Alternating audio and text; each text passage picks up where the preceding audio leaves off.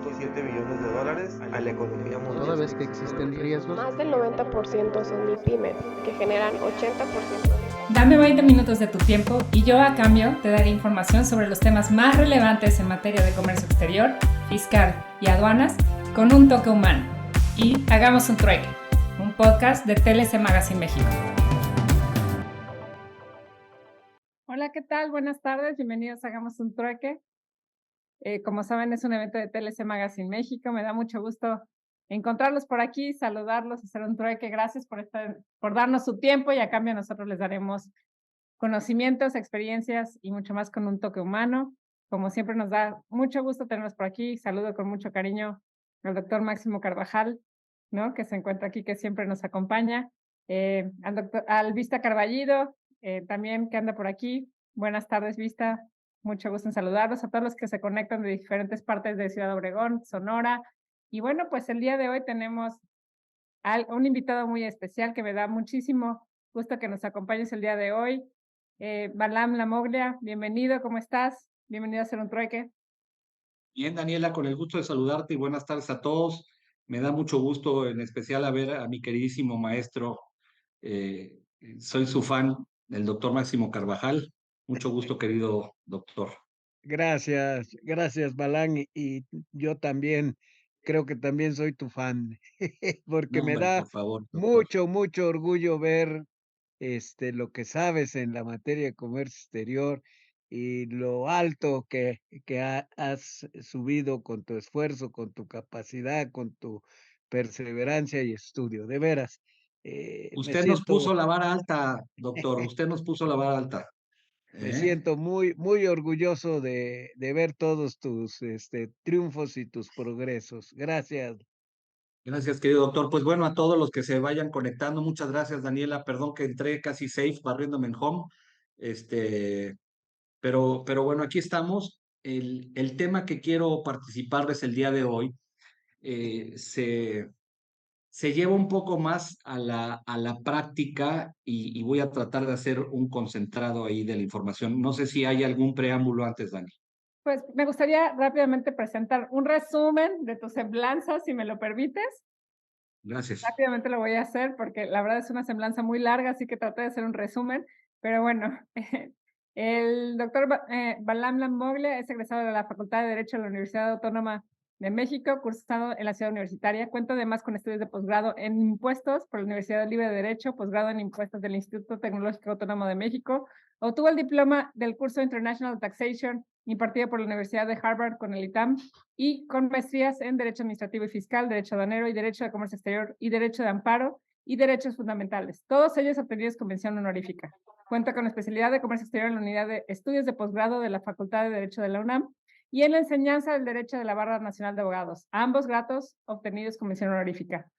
Doctor en Derecho por la Universidad Panamericana, doctor en Derecho Aduanero por el Centro Universitario de Estudios Jurídicos, ambos grados obtenidos con mención honorífica, y candidato a doctor de Derecho por la Universidad de Salamanca de España. Además, fue asesor de Comercio Exterior y Aduanas por el subsecretario de Ingresos de la Secretaría de Hacienda y Crédito Público, así como del presidente del Servicio de Administración Tributaria, destacando su participación en la coordinación y elaboración de reformas a la legislación aduanera y de comercio exterior.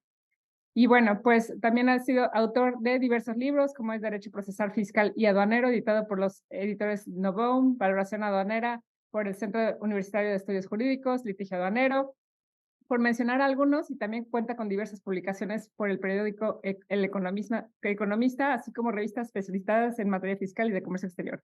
Discúlpame que hice un resumen, si no me pasaría Hombre, la por mitad favor. del programa, No. pero la verdad es que ¿Para qué tienes los una semblanza aburrimos? admirable. ¿Para qué los aburrimos, mi querida Daniela? Pues bueno. Pues Gracias. bienvenido. Me voy a arrancar por el tema, por el tiempo, esperando de todo corazón que esto les sirva y tratar de darles una pequeña introducción. Muchísimas gracias. Cuando en los años del 96 se publica, 95, 96, se publica la nueva ley aduanera, obviamente venía con toda la dinámica del tema del GATT, con todos estos cambios importantes que venían o que surgían, pero inmediatamente se dieron cuenta de que había un tema que había quedado un poco en el tintero, que si bien había un capítulo diseñado o determinado o denominado la base gravable, lo cierto es que no existía una dinámica, un protocolo para tratar de fiscalizar, atacar y sobre todo tratar de cuestionar a aquellos importadores cuyos valores de sus mercancías pusieran en una duda razonable ante la autoridad aduanera. Esta situación ya venía contemplada o ya viene contemplada en el acuerdo de valor. El acuerdo de valor en el artículo 17 permite a las autoridades aduaneras dudar del valor de la mercancía y a partir de ese momento iniciar una serie de cuestionamientos, de acercamientos con el importador para que trate de explicar realmente si el valor en la aduana que está declarando es cierto y obviamente no hay un tema involucrado con una cuestión de fraude comercial. Pero esta situación no se recogió en la ley aduanera, es decir, la ley aduanera no tenía en aquel momento un aparato, preceptos legales que le permitieran atacar frontalmente. No fue hasta una reforma en 1999 que se logra añadir dos fracciones al artículo 151 de la ley, que justo habla del embargo precautorio de bienes. Y a partir de ahí, en la fracción séptima, se crea justo un mecanismo para intentar combatir el tema de la subvaluación.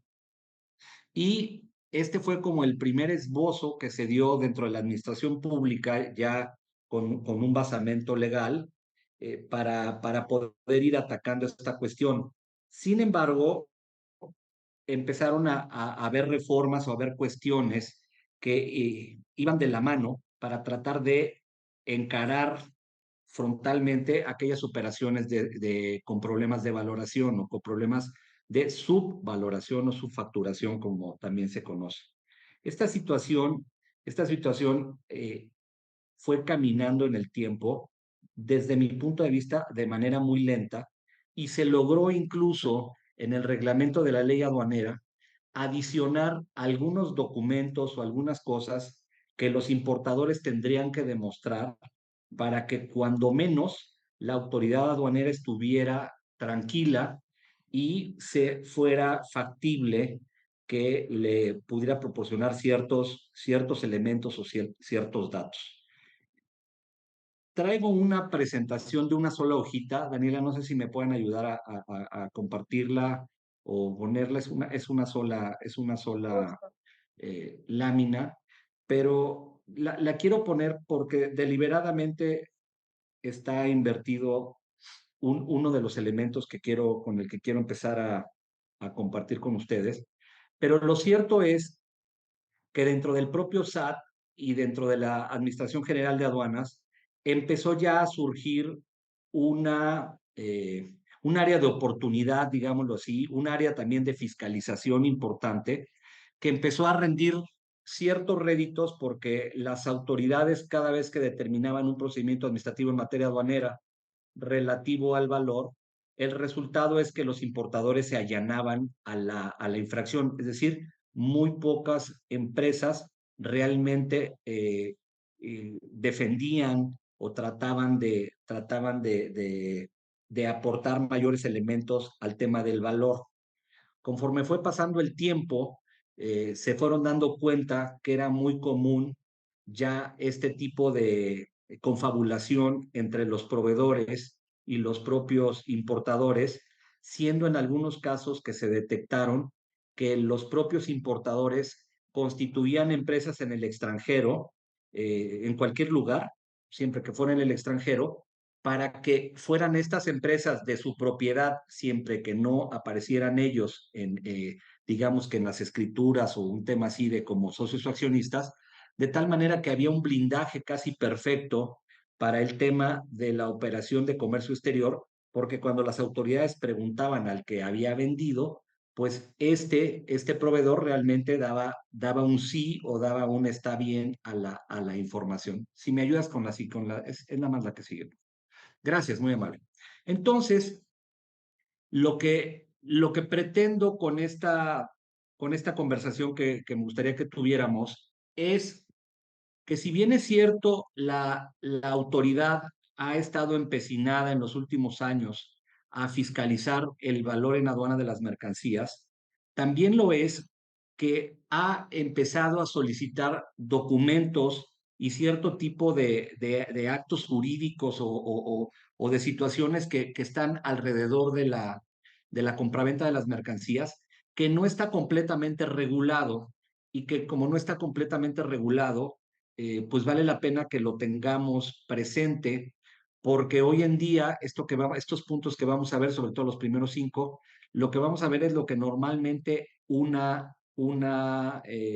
autoridad fiscal y aduanera está solicitando, al menos para que una empresa pueda pasar el test de valor o tratar de aportar elementos. Lo que trato de explicar en esta charla que vamos a tener es aquellos documentos y aquellas acciones que yo recomiendo precisamente para tratar de blindar su operación, y en caso de que no los tengan en los términos en los que se sugieren, pues simplemente se vuelva un poco de conciencia, abrir su conciencia para pensar que probablemente algunas de las cosas que diga pudieran sonar un poco exageradas, pero que a lo largo del tiempo, no solamente como funcionario público que fiscalicé el tema de valoración, sino también como abogado de empresa, me he dado cuenta de que las autoridades constantemente están pidiendo los siguientes documentos que vamos a ver. El primer punto, que les dije que está un poco invertido, pero lo quiero tratar deliberadamente, es que, como bien saben, y la verdad es muy curioso, y bueno, pues quién mejor si en un ratito mi querido maestro nos podría dar, pues enseñarnos un poco el tema, pero me parece que, por lógica, el comercio internacional nunca se basó o tiene como una responsabilidad el que se suscriba un contrato de compraventa internacional. Es decir, el dinamismo del comercio exterior pareciera que nunca hizo exigible que tuvieran un contrato. Yo no he encontrado, honestamente, a lo mejor me falta buscar bien, pero no he encontrado un lugar en donde haya la obligatoriedad de parte del comprador y el vendedor y de esta transacción internacional de que existe un contrato. Entonces, este primer contrato lo voy a dejar ahorita así, porque lo voy a redondear, yo creo que con toda la idea, pero lo que nos dice el artículo 81 del reglamento, que ha estado medio en que si entraba en vigor o no, es que efectivamente debe de haber un contrato. Pero esta situación de lo que debe haber un contrato me parece que no es una obligación, sería como una cuestión deseable de que tengan un contrato. Sería como un primer comentario. El segundo punto, que es muy importante, en donde he notado que hay muchos errores por parte de los importadores, y más que errores, me parece que deliberadamente en algunos casos las empresas pues no son completamente sinceras, o no son completamente eh, confiables, porque me ha tocado muchas veces que las empresas, al momento de decirle a la agente aduanal cuál es el Incoterm con el que se está haciendo la operación, que para efectos de valoración aduanera debemos de recordar que dentro del artículo 65 de la ley se refieren que, entre otras cosas, los gastos de transporte forman parte del valor en aduana de las mercancías, por lo tanto se incrementan al valor. Entonces, el Incoterm es muy importante, y me parece honestamente que muchas empresas primero no saben exactamente en qué consisten todos los Incoterms, pero fundamentalmente me parece que cuando les dicen que tienen que incrementar el valor y eso, pues realmente le inventan a la gente aduanal para decir que ponga un Incoterm, o le dicen a su proveedor que ponga un Incoterm, digamos que les quede más a modo a la operación que está. Pero me gustaría solamente, por recordar, a lo mejor en 3 etapas, tenemos un primer Incoterm que es con entrega material de la mercancía en la fábrica, que es Ex-Works. Tenemos otro Incoterm de los más usados, aunque obviamente ya hay más, pero de los más usados, que es puesto en la borda del barco, lo que implica que el vendedor dentro del precio se está obligando a mandarlas al puerto de despacho, hacer los trámites aduaneros correspondientes y subirlo a la borda del bar. Y finalmente tenemos un Incoterm que, repito, hay varios, pero el que también se utiliza mucho, que es el de costo, seguro y flete, CIF. Y este Incoterm determina que dentro del precio tiene que estar incluido el flete y en su caso los seguros. De tal manera que la determinación del Incoterm es un punto posiblemente de los más importantes en donde la autoridad se detiene a revisar exhaustivamente la operación y trata de preguntarle justo a la empresa de qué manera se hizo la operación, y muchas veces caen en errores porque posiblemente están declarando un Incoterm que no sé exactamente cómo están contratando con el vendedor. Esto es, me ha tocado ver con muchos clientes que he auditado que el cliente, la empresa, el proveedor, le entrega en la fábrica, pero ellos ponen un FOB, por ejemplo. Entonces tenemos que entender que todos los gastos que incurrieron desde que sale la mercancía de la fábrica hasta ponerlo en puerto, también tendrían que ser determinados como incrementables, eso tiene mucho costo. Por ejemplo, últimamente he estado viendo varias operaciones de Vietnam. Vietnam es un país, digamos que es como una pera, perdónenme porque no soy así, pero y, y los, y los puertos más importantes están hacia abajo y cuesta mucho más caro mover la mercancía de las fábricas al puerto que lo que vale el flete marítimo de los puertos de salida de Vietnam hacia cualquier puerto del Pacífico, o sea, de las aduanas mexicanas. Entonces, es muy importante dentro de lo que yo recomiendo que ustedes se den a la tarea de determinar perfectamente cuál es el término de la contratación internacional que están haciendo, porque esto implica que les puedan determinar una omisión de contribuciones. Incluso, ¿por qué no decirlo aquí? Que también dentro de la determinación del Incoterm, pues tenemos que saber que muchas veces los vendedores condicionan las ventas al pago de las regalías, al pago de un canon. Esta situación también es, en términos del artículo 65 de la ley aduanera, también es un incrementable. Y a mí me parece que ese es otro punto que muchas empresas no consideran correctamente para efectos aduaneros, pero sí lo consideran para efectos del impuesto sobre la renta. Lo que hace muy comúnmente el SAT es revisar aquellas empresas que están pagando regalías al extranjero e inmediatamente se fijan qué tipo de Incoterm o si están incrementando el valor en aduana de las mercancías, porque tiene que ser un espejo.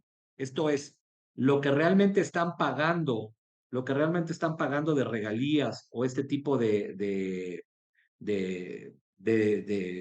un pago adicional que es una condición de venta por parte del proveedor.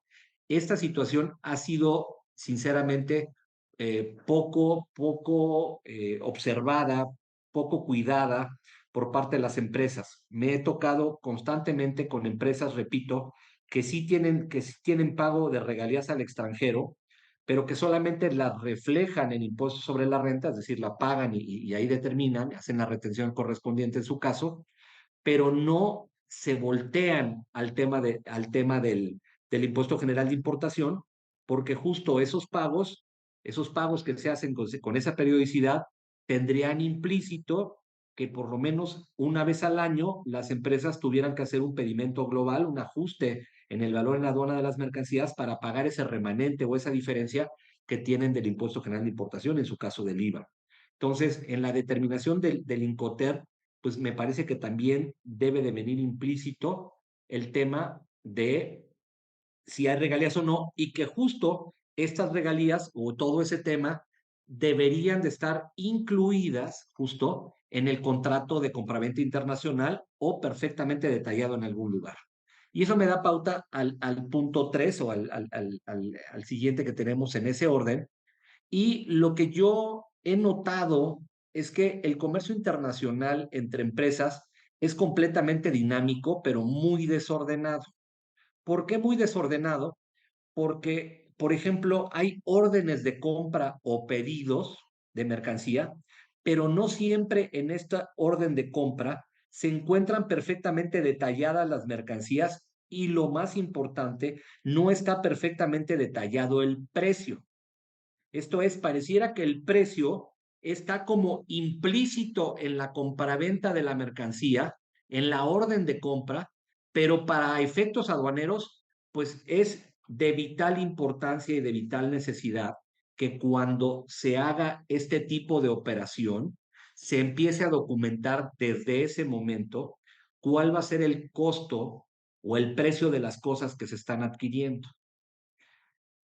Cuando se tiene un contrato internacional, posiblemente no sería tan indispensable, pero sí creo que necesario, documentar perfectamente la orden de compra con el precio, señalando la cantidad de mercancía y el tipo de mercancía. ¿Por qué?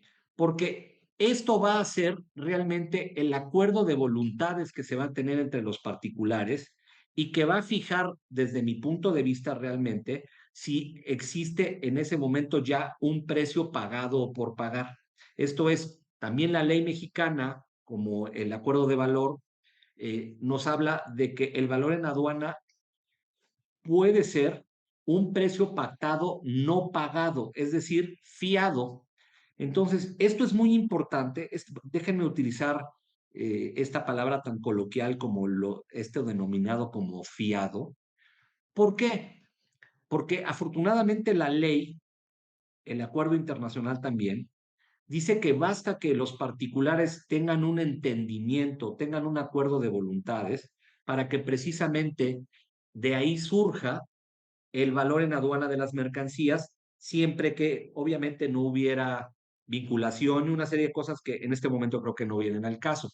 Pero creo que lo que no hacen correctamente bien las empresas, y ahí sí me gustaría que me crean que quiero generalizar, porque cuando voy a auditar unas empresas siempre tienen un desastre en esto.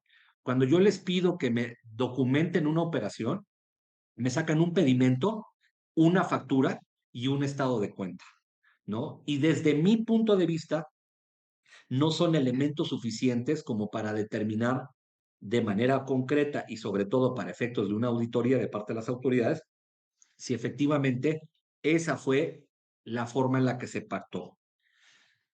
Porque además hay un punto muy importante que también he notado en las operaciones de las empresas, y es que generalmente las empresas no pagan de forma íntegra el valor que está señalado en una factura, sino que hacen pagos a cuenta de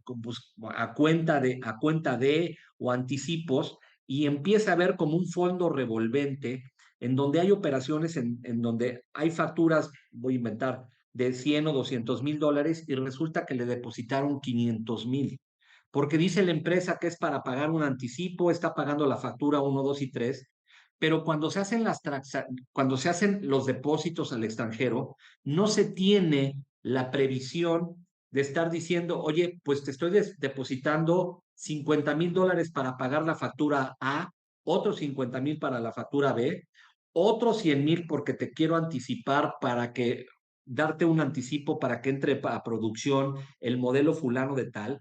Esto es, me parece que donde las empresas son muchísimo más vulnerables y he notado que las autoridades aduaneras les rechazan obviamente las cuestiones de los precios pagados porque generalmente no les cuadran las cantidades que están pagando contra lo que dice la factura. Me parece que las autoridades fiscalizadoras, específicamente las del SAT, más que de la Agencia Nacional de Aduanas, pues lo hacen a lo mejor con un tema recaudatorio y como para tratar de fincar un crédito fiscal.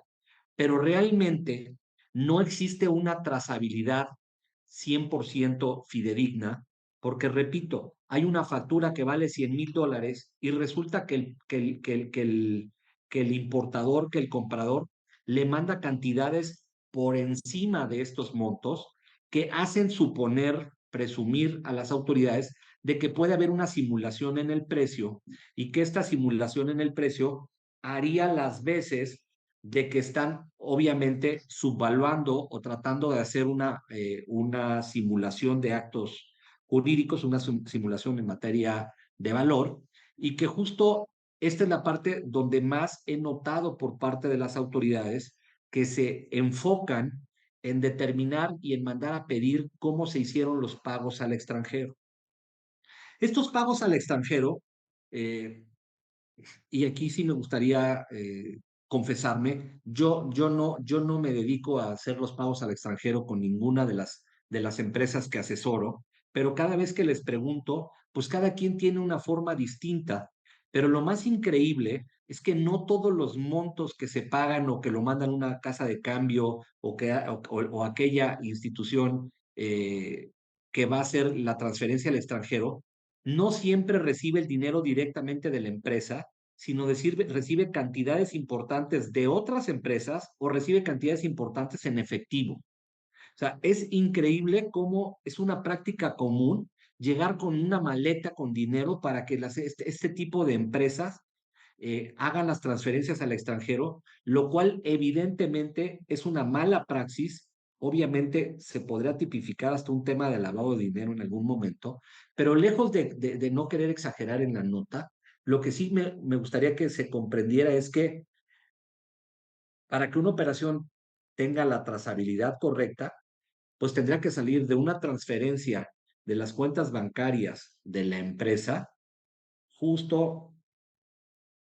ahorita, don Juan, déjeme, ahorita leo su pregunta, denme un minuto nada más.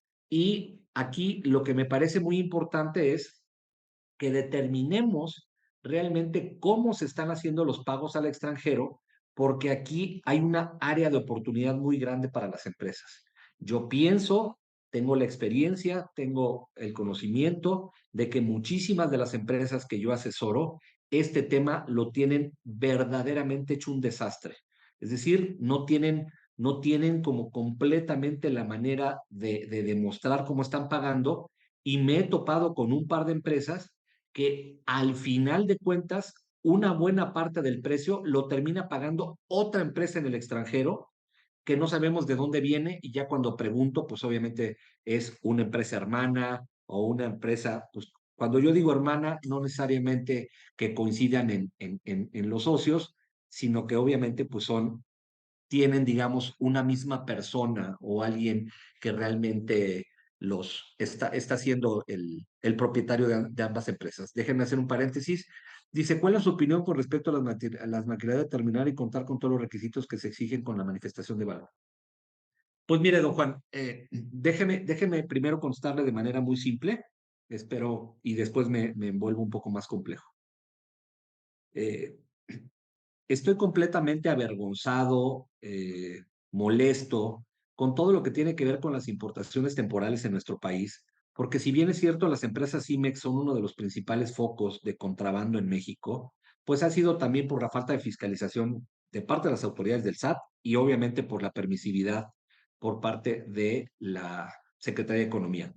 Pero que estén pidiéndoles cualquier cantidad de cosas como pago de impuestos, determinación de impuestos, el tema del crédito del IVA, y que estén determinando manifestaciones de valor o cosas cuando por el origen de la propia transformación, evidentemente las mercancías no son vendidas a estas empresas que van a hacer un proceso de producción, pues evidentemente me parece un sinsentido que les pidan una serie de documentos y de acreditamientos cuando ellos no son los propietarios de las mercancías y están, digamos que como una tercera parte entre el comprador y el vendedor o el fabricante que manda a un proceso de transformación, y por lo cual todo este tema que han puesto de candados a todos los programas de fomento, me parece que son una aberración legal y una forma de tratar de estar apretando a empresas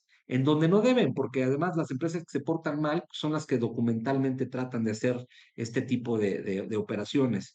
Pero sí, yo creo que no se le, o sea, a estas empresas prácticamente a la maquila pura, si me lo permiten decirlo así, a la maquila pura, pues me parece que no le tendrían que pedir absolutamente nada siempre que tenga de forma correcta su control de inventarios de las entradas y salidas de la mercancía que están teniendo. Y obviamente, sin perder de vista y sin salirme del tema, pues todo el procedimiento de mermas que también he notado en varios asuntos que he llevado, que las empresas tienen un descontrol en el tema de las mermas. No sé, don Juan, si quiere abrir su micrófono, o ya vi que está usted de acuerdo, pero, y gracias por la pregunta, sí creo que es algo completamente absurdo, pero la realidad es que cuando yo les digo a algunos clientes que podemos intentar algún amparo o algún medio de defensa, pues bueno, estas empresas lo que menos quieren son problemas con la autoridad o piensan que van a tener algún acto posterior de fiscalización o que están escondiendo algo, o si lo están escondiendo, pues no se quieren ventilar, entonces como que lo tratan de hacer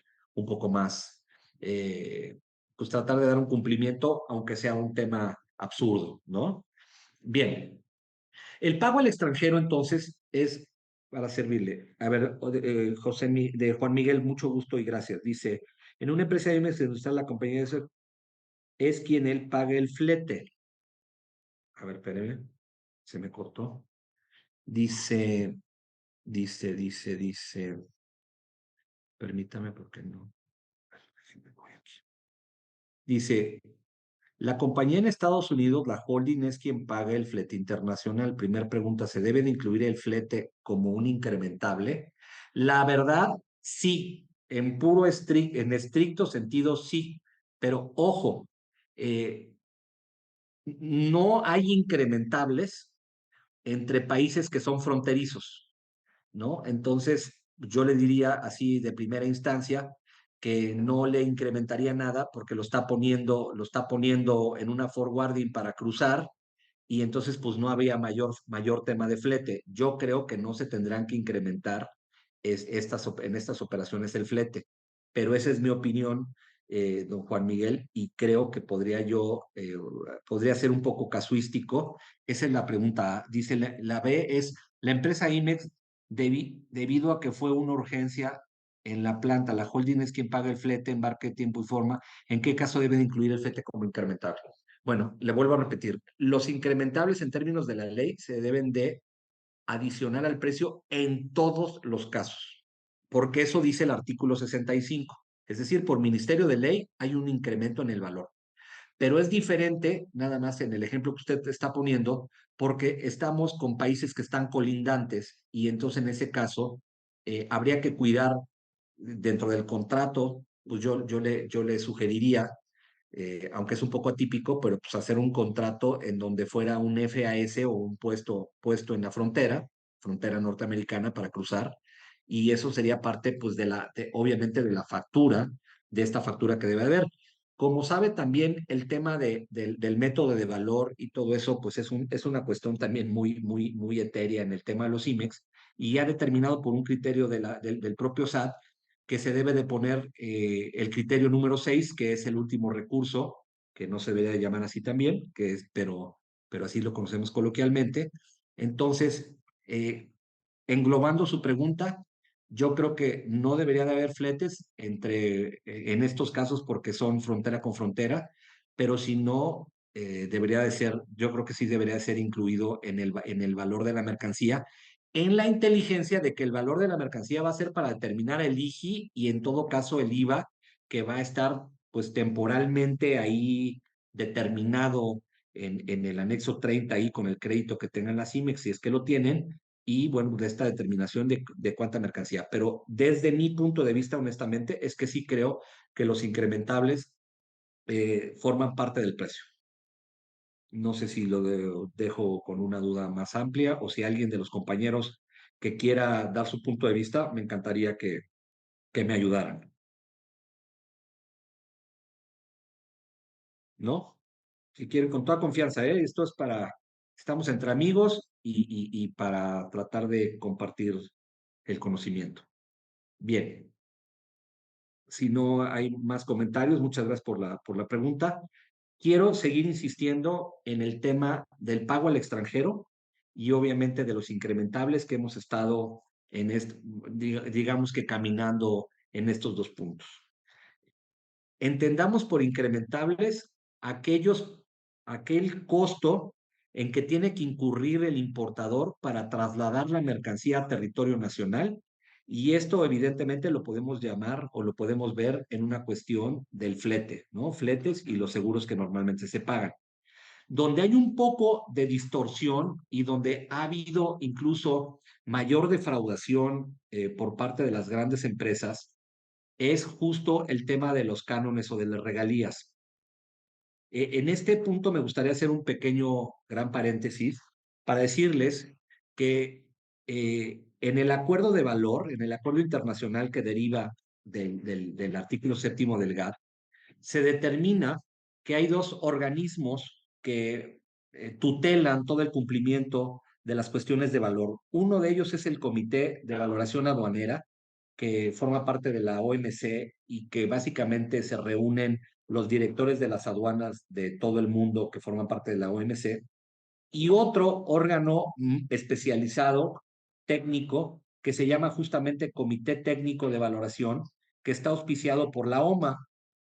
En este lugar es donde los países mandan las consultas que tienen que ver con ciertas operaciones que hacen las empresas, justo tratando de determinar un criterio homogéneo de las operaciones, y donde se ha detectado que hay mucho mayor complejidad y han opinado más al respecto este Comité Técnico de Valor en sus diversas opiniones, que les recomiendo en alguna ocasión que las busquen por internet, que ya son públicas, antes eran un poco secretas, pero hay estas opiniones consultivas, son muy importantes, y el Comité Técnico de Valor, de lo que más ha determinado opiniones, es de las regalías.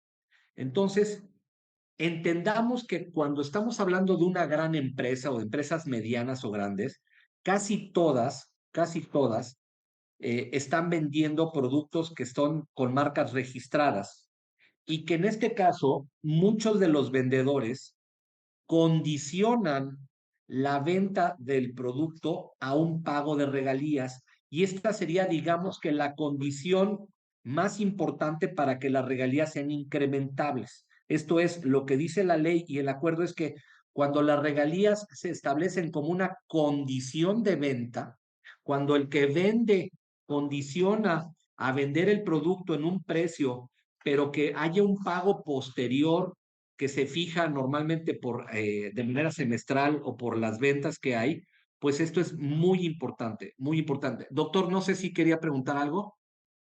Es que lo vi con la mano. Ah, gracias, perdón, es que lo vi con la mano levantada. Entonces, este tema de las regalías es muy importante, y he notado con grandes empresas los últimos 3 o 4 años, me han llamado muchos de mis amigos, también colegas, para que les ayude con este tema, porque el SAT ha encontrado, a través, bueno, de la Administración General de Auditoría de Comercio Exterior, ha encontrado un gran boquete o una gran beta de actos de fiscalización, precisamente en el tema regalías, y casi en todos han salido favorables. Ahorita le contesto a la licenciada Beatriz, por favor, denme un momentito. Gracias. Entonces, es muy importante que ustedes que están en el comercio exterior, en las empresas, como abogado de empresa, siempre se reúnan con el área financiera, con el área contable, que normalmente no son las mismas, para preguntar precisamente si los bienes o productos que están comercializando están sujetos a alguna condición por parte del proveedor. Me ha tocado, sinceramente, que estas regalías hasta se escondan y se pagan de otra manera, ¿no? Se pagan ahí como en lo oscurito, porque sí saben que se tiene que incrementar el precio, pero pues fue un entendimiento. Pero el que no se declaren correctamente estos montos o este tema de regalías, es un tema ya que puede generar obviamente una omisión de contribuciones con un crédito fiscal importante. Y lo más representativo que ustedes deben de saber es que evidentemente las autoridades están auditando por ejercicios fiscales, ¿no? Entonces, me ha tocado empresas que traen estos logotipos de Walt Disney, o que les dejan imprimir o comercializar las camisetas de fútbol que a todo mundo en México les gusta estar utilizando, y un montón de estas cosas, en donde realmente sí sabían que tenían que pagar las regalías, pero hacían contratos realmente muy oscuros con el ánimo de no pagarlo o de hacer cosas así, con créditos fiscales para las empresas arriba de 50 o de 80 millones de pesos, por lo menos. Entonces, sí, este tema a mí me parece de la mayor importancia y por eso quería yo platicarlo. Ahora, me está preguntando Betty Torres, ¿qué se puede hacer cuando hay descuentos en las facturas si la aduana no los acepta? Pues mire, lo primero que tendría que hacer, Beatriz, es que esto esté perfectamente documentado.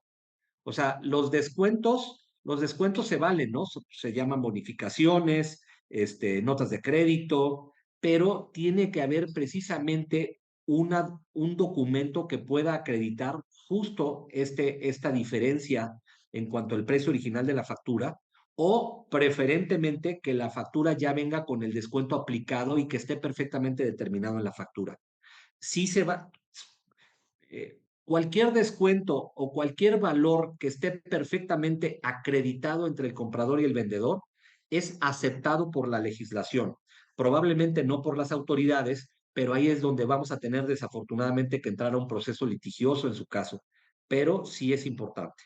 Dice, además de regalías, ¿podría compartirnos de acuerdo a su experiencia algún otro tipo? Bueno, pues mira, los incrementables, por ejemplo, tengo un cliente que tiene un seguro anual para robo, para todo cualquier tipo de desastre que tiene y que por supuesto, por cierto, ahora con este tema de Acapulco, pues creo que fue de los pocos que tenían todas sus tiendas aseguradas en este tema, ¿no? Entonces, hay seguros globales que tienen las empresas, Alberto, y obviamente cuando se trata o cuando la póliza abarca los siniestros o sea, marítimos, o que la mercancía, siempre los incrementables, y qué bueno que está tu pregunta porque como que voy un poco rápido, pero siempre los incrementables son hasta el puerto de destino. Es decir, ya los gastos en que incurra una empresa de la aduana a la bodega o al centro de distribución,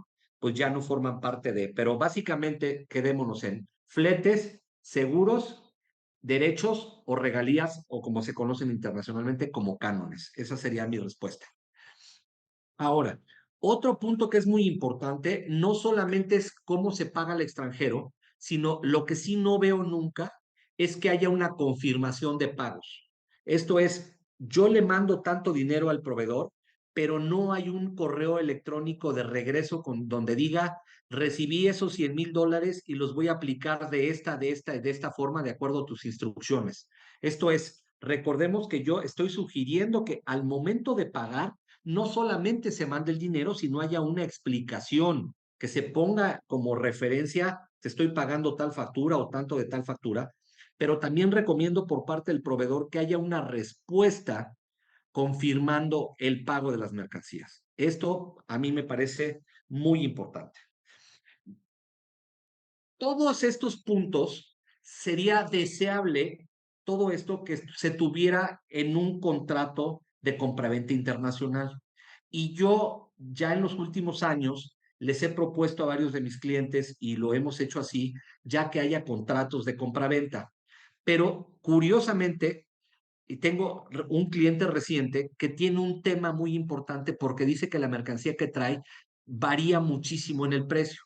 No son commodities, pero son mercancías que se venden mucho y que fluctúan muchísimo. Y me dice, oiga, es que yo no puedo hacer un contrato, yo no puedo hacer un contrato de 6 meses o de un año, porque en esos 6 meses puede cambiar 3 veces el precio para arriba o para abajo.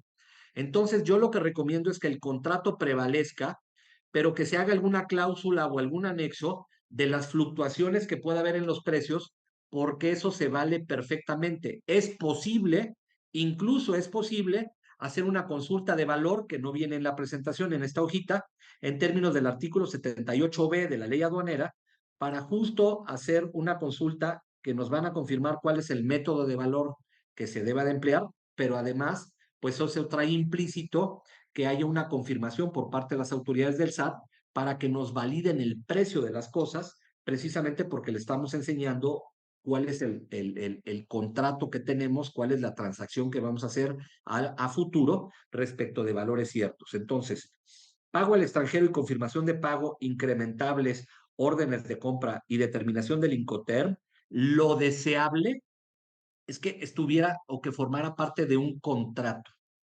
Pero repito, este contrato, insisto, yo no he encontrado algún lugar donde sea obligatorio. Y si bien es cierto, en el artículo 81 del reglamento de la ley aduanera habla de un contrato, me parece que no es el instrumento legal correspondiente como para fijar obligaciones a los importadores.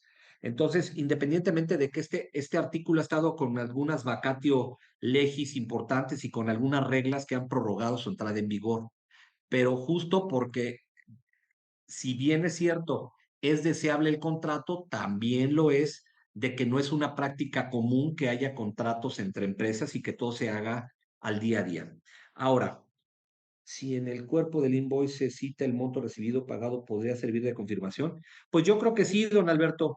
Yo creo que sí podría ser, pero sí valdría la pena entonces que la factura diga monto pagado o monto parcialmente pagado, como ahora los FDIs que hacemos de pago en parcialidades, pago, o sea, pago en una sola exhibición o pago diferido. O sea, sí valdría la pena que tratemos de entender que la lógica de las autoridades del SAT es que lo que quieren ver es que efectivamente las facturas estén pagadas. Y lo más común en la materia internacional es que las mercancías se den a crédito. Digo lo más común, pero pues, por ejemplo, hay países como la India, en donde prácticamente está vetado el pago a crédito, yo creo que por las malas experiencias que han tenido, y la práctica comercial normal es incluso que ellos te lo venden hasta incluido el flete. Digo, esa es la experiencia que yo tengo.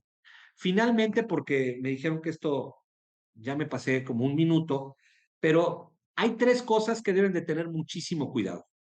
Hoja de cálculo, manifestación y COBE son tres documentos que se tienen que llenar por parte del importador con el auxilio del agente aduanal, por supuesto, porque los importadores no van a saber hacerlo, pero vale la pena que recordemos que la multa por llenar mal un COBE es impresionante. Las multas están en 28,000 cada operación de COBE por un mal llenado de este comprobante de valor electrónico. Yo he llevado a muchos juicios asuntos de COBE. La realidad es que he perdido la mayoría.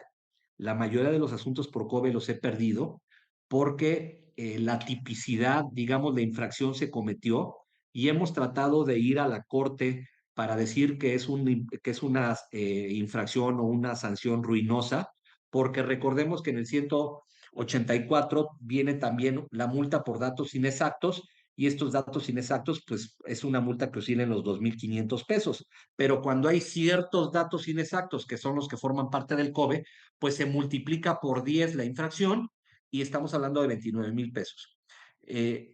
Hace año y medio, casi 2 años, la AGACE del centro empezó un acto de fiscalización justo para revisar si se había llenado bien el Incoterm y el tema de los incrementables, y empezó a hacer créditos fiscales millonarios porque justo cuando determinaba que estaba mal señalado el Incoterm y se demostraba que estaba mal determinado, evidentemente el COBE se había transmitido incorrectamente la información, y he tenido pues la desfortuna de ver muchos asuntos ya liquidados por parte del SAT de muchos millones de pesos, de empresas muy importantes que, repito, varios de mis colegas me han hecho favor de invitarme a asesorar a estas grandes empresas, y la realidad de las cosas es que la gran mayoría ha optado por pagar las multas y pocas han sido las que se han querido ir a juicios, y en el tema del juicio pues está, repito, muy cuesta arriba.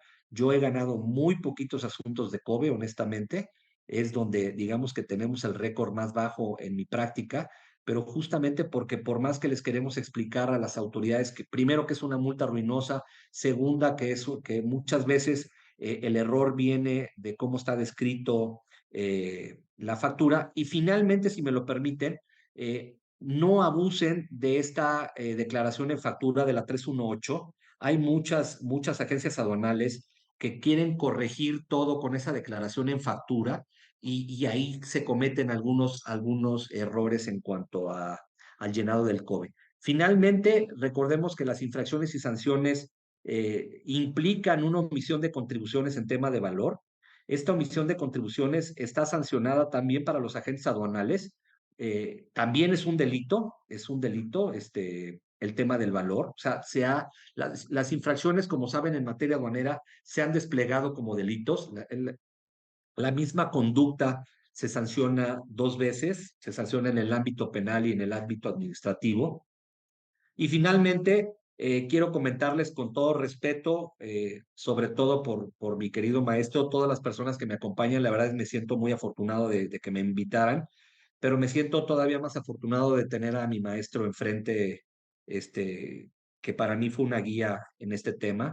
Pero maestro, yo quiero decirles a todos honestamente que aunque no lo parezca y aunque son una grosería, pero yo he notado que la subvaluación de las empresas se ha vuelto como un deporte nacional. O sea, es una forma en que en que las empresas han entendido o han tratado de prevalecer en el mercado y que aquellas empresas que no tienen esta práctica de modificación de precios, cuando yo le he platicado con algunas empresas o empresarios, me dicen es que si no me sacan de mercado. O sea, pareciera que tienen que entrar en esta dinámica porque las autoridades no han logrado detener el fenómeno de la subvaluación y parece que se está permeando y ya no es la excepción y me parece que está siendo la forma general. Entonces, pues bueno, quedan 10 minutos, Daniela, me pasé un poquito 6 minutos más, pero pues no sé si quieren que abramos preguntas. Muchas gracias por sus comentarios de Ramón Vital, gracias por sus comentarios. Pues me encantaría si abrimos los micrófonos para intercambiar alguna idea, por favor.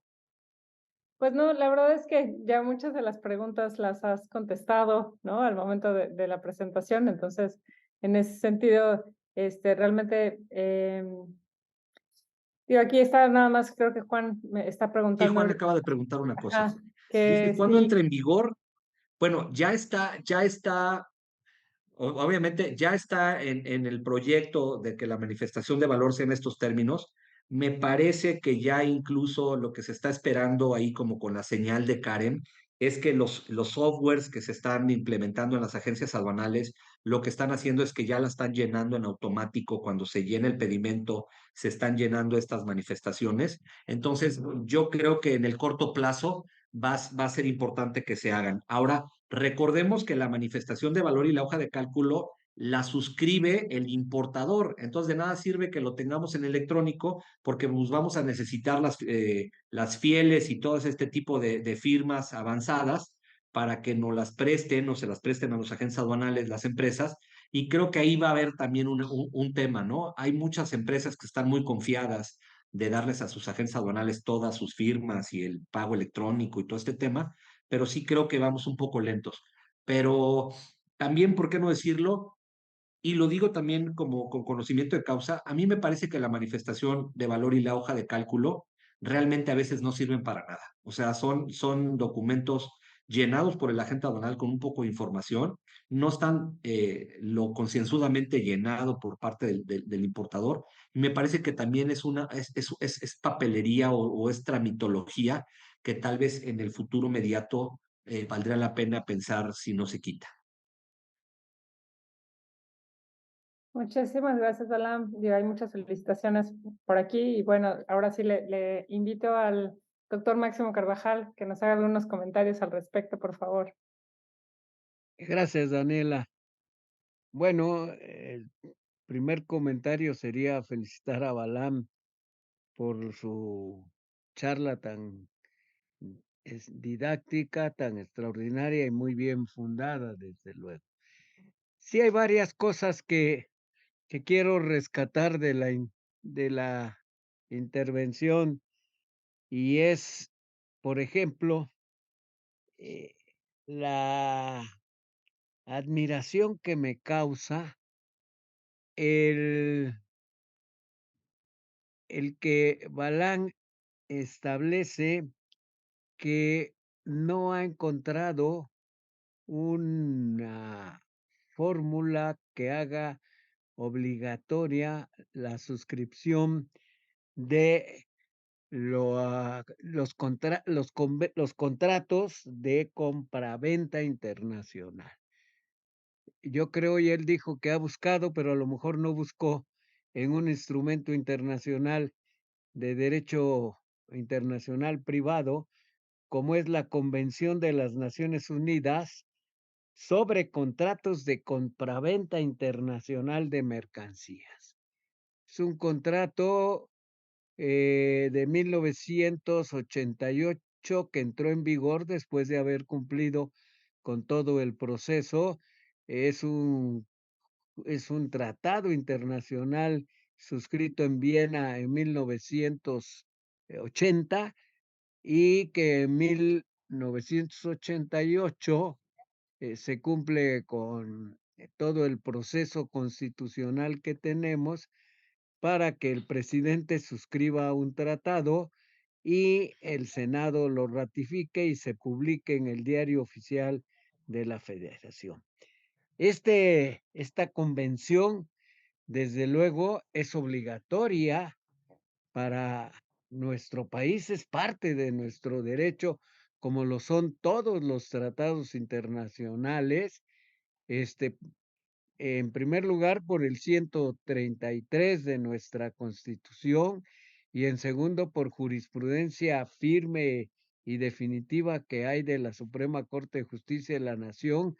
Y no me estoy refiriendo a la modificación del artículo primero de la Constitución, porque esos son aquellas convenciones, aquellos tratados internacionales que establecen derechos humanos, desde luego, en la modificación que hubo el 11 de junio del 11 precisamente del 2011. 2011. Entonces, Gracias, maestro. ahí están, Balam, ahí están el principio, pero además es tan obvio que los importadores y exportadores mexicanos tienen que tener seguridad jurídica, y la seguridad jurídica, tanto para ellos como para la otra parte, se las da precisamente el realizar los contratos de compraventa internacionales, donde van a fijar, como en cualquier contrato de materia civil, van a fijar las obligaciones y los derechos que tiene cada una de las partes. Entonces,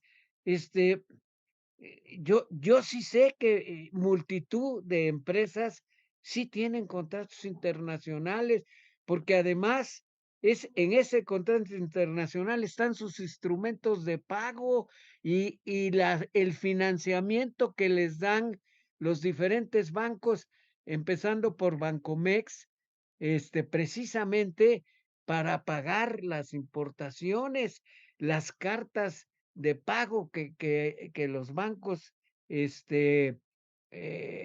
regulan, pues están desde luego fundadas en esos convenios internacionales, en esta convención, y también lo que ha hecho la Cámara Internacional de Comercio desde 1923 y después en 1936 y por último en el 2020 a través de los Inconter, esos términos que no son obligatorios, pero que en el momento en que las partes lo señalan en sus contratos de compraventa internacional, adquieren precisamente la obligatoriedad.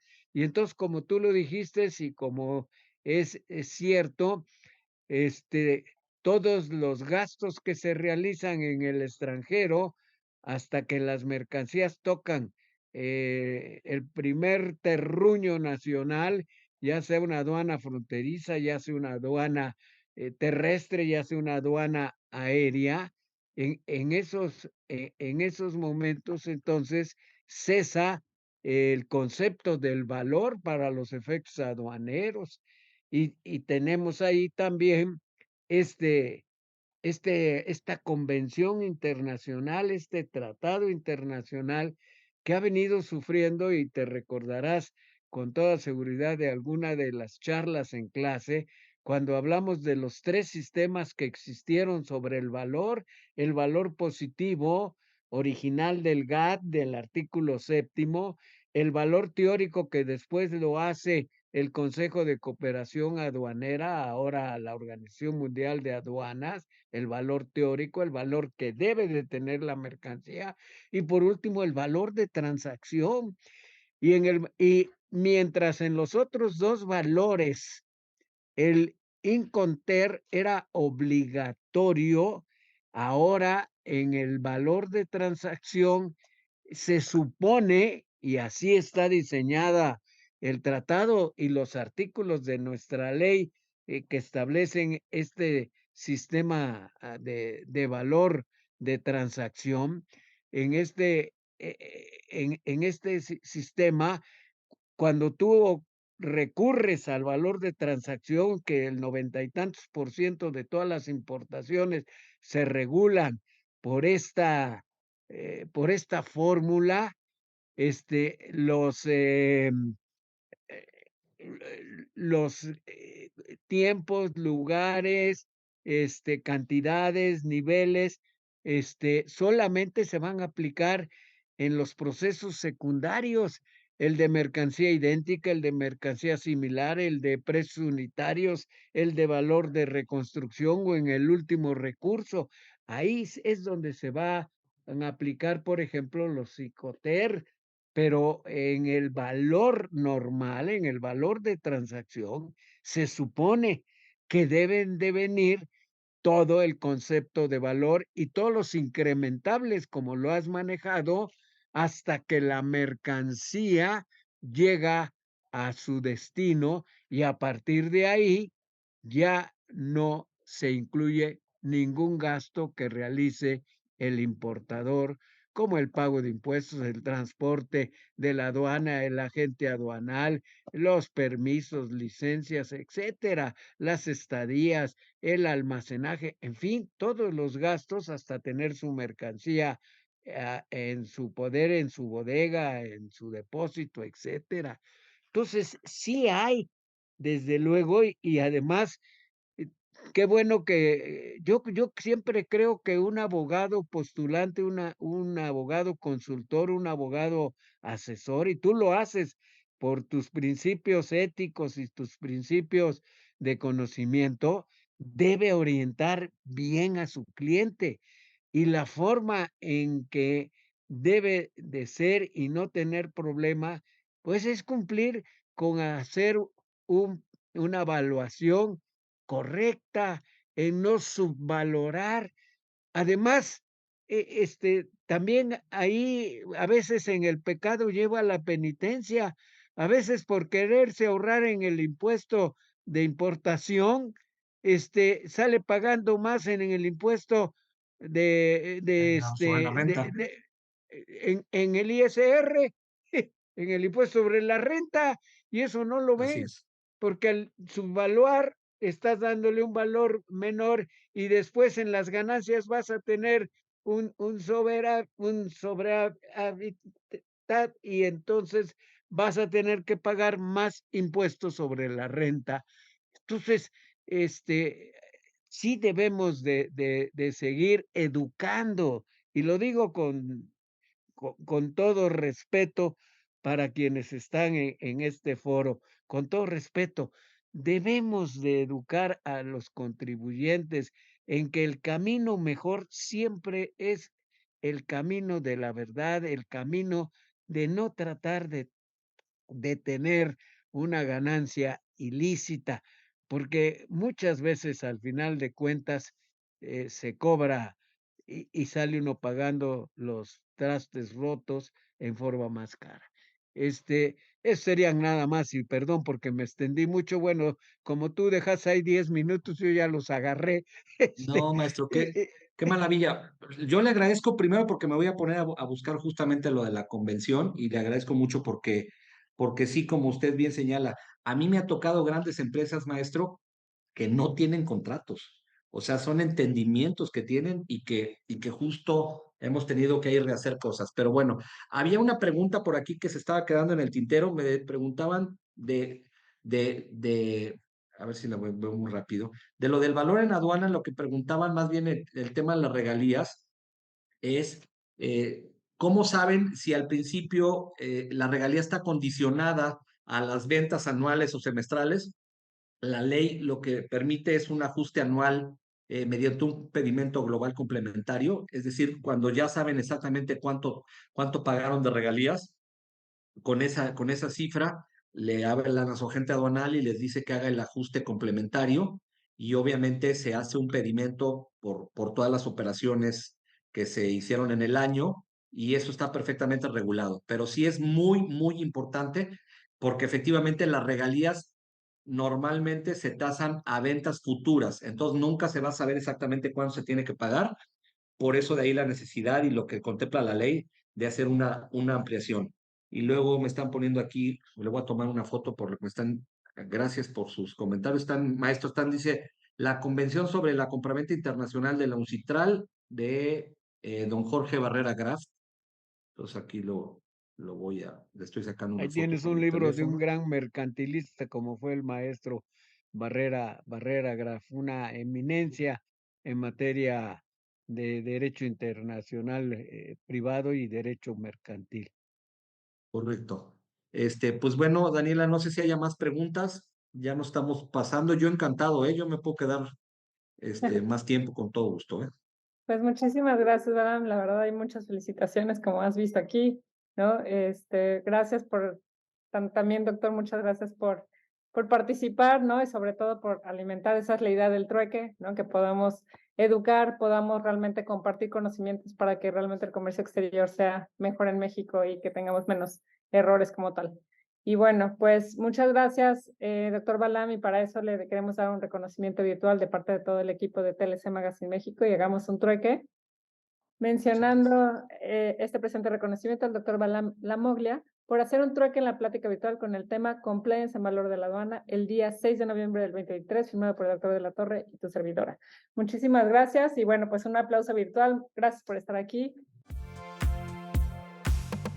Hemos llegado al final del trueque de hoy. Muchas gracias por acompañarnos. Esto fue Hagamos un trueque vía Zoom, un evento de TLC Magazine México. Si te gustó esta plática, no olvides compartir cada evento con tus contactos, para que así continuemos esparciendo conocimiento y nos mantengamos actualizados. Encuentra todas nuestras pláticas a través de nuestra plataforma de educación en línea ingresando a www.tlcmagazinemexico.com.mx en la sección de cursos, donde podrás verlas nuevamente sin costo. Si estás interesado en algún tema específico, envíanos un mensaje a través de las redes sociales de TLC Magazine México y buscaremos un experto que pueda aclarar tus dudas. Esto fue Hagamos un trueque.